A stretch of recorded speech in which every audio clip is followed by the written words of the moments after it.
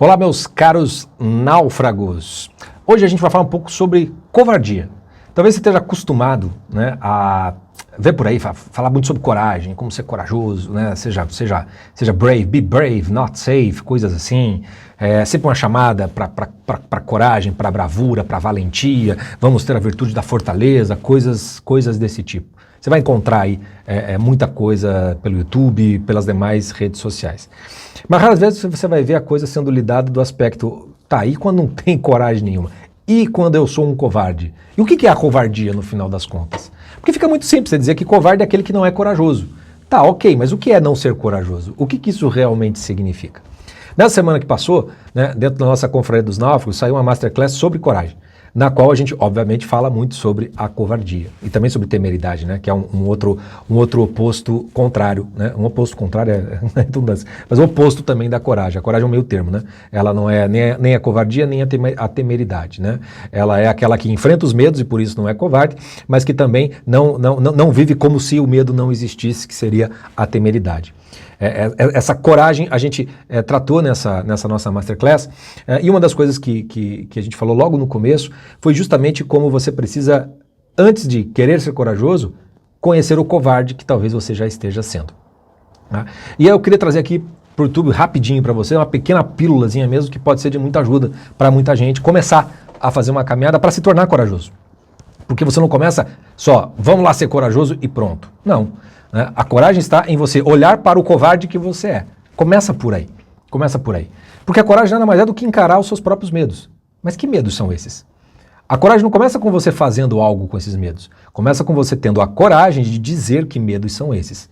Porque tem certos medos que a gente não consegue sequer dizer e olhar. A gente tem tanto medo que tem medo de olhar para dizer o que ele é. Dá o nome exato para aquilo ali. Tá? E é por aí que a covardia, de certo modo, vai se instalando. Porque a coragem, ela é algo que você tem, é uma decisão do homem de querer ser, e da mulher de querer ser corajoso ou corajosa. O medo é algo mais ou menos inato. O medo ele é inato no ser humano. A gente tem medo das coisas, né? Porque somos mortais, nós morremos, nós sofremos, né? A gente tem medo que as coisas deem muito errado. Para ter coragem é preciso tomar uma decisão de ser corajoso. E quando a gente não toma? E quando a coragem não se apresenta? Quando nós não assumimos isso? A covardia se torna o nosso próprio ser. Mas o que é ser covarde? Né? Porque você está acostumado a achar que é covarde aquele que foge da briga, aquele que está numa situação na qual você acha que ele deveria fazer tal coisa e ele não faz. Né? Quando ele está sendo exigido de alguma coisa, ele não é corajoso para fazer aquilo que se exige. Ok, isso é uma covardia com relação a um fato, um ato específico. Mas não estou falando daquela vez ou daquela outra em que você foi covarde. Eu estou falando de um estado de ser covarde, o tempo todo. Como é que você vê? Como é que você visualiza? Como é que você descobre essa covardia? É relativamente simples, porque quando você tem um estado covarde de ser, significa que você não se conhece, porque você tem medo de se olhar. Você tem medo de olhar aquela parte mais feia da sua alma e de dar nomes para aqueles medos que você tem, e por isso mesmo, se você não olha nem para dar medo, para dar nome, quanto mais para poder encará-los efetivamente falando. Você não vai fazer isso. Tá? E é por isso que se estabelece então um estado de covardia natural. Esse estado de covardia significa uma rendição ao medo. O medo, como personalidade, vai formar uma personalidade inibida. Você vai estar sempre inibido. O inibido é aquele que ele pensa muito na vida, ele deseja muitas coisas na vida, né? Ele faz muitos planos, mas ele arrisca muito pouco, ele tenta muito pouco, ele fica esperando que as coisas aconteçam, que venha a melhor oportunidade, entendeu? E aí, obviamente, muito pouca coisa acontece na vida dele. Então, aquele que começa muito sonhando e pouco fazendo, acaba muito se lamentando. Né? Vai ficar daí o reino do mimimi. Ah, e se tal coisa, e se tal outra. Sabe aquela coisa do sujeito que quer ser rico, mas a única coisa que ele faz é jogar na Mega Sena? Ele não vai pro esforço do trabalho para ficar rico? É mais ou menos isso. Né? A inibição leva você a ficar no mundo desses desejos, mas fazer muito poucas coisas e depois muito se lamentando. Mas não acaba por aí. Claro que se você fica muito tempo sendo inibido, naturalmente você vai criar em você um sentimento e uma identidade de inferioridade em relação aos outros. Você vai começar a ter ciúme e inveja das pessoas que arriscam na vida. E você vai sempre se sentir menor do que elas, sempre se comparando com elas, não porque você seja menor, mas porque simplesmente você sabe que você nunca tenta, que você é covarde para tentar as coisas, enquanto aquela pessoa parece que é corajosa ou ousada. E às vezes é só uma pessoa normal testando e tentando como todo mundo, enfrentando seus medos no final das contas. Tá? Então, dessa inibição, gera-se um sentimento de inferioridade que vai se tornando o seu próprio senso de identidade. Você é uma pessoa muito recolhida, muito encolhida, muito inibida, que não confronta com os outros, que se sente sempre inferior.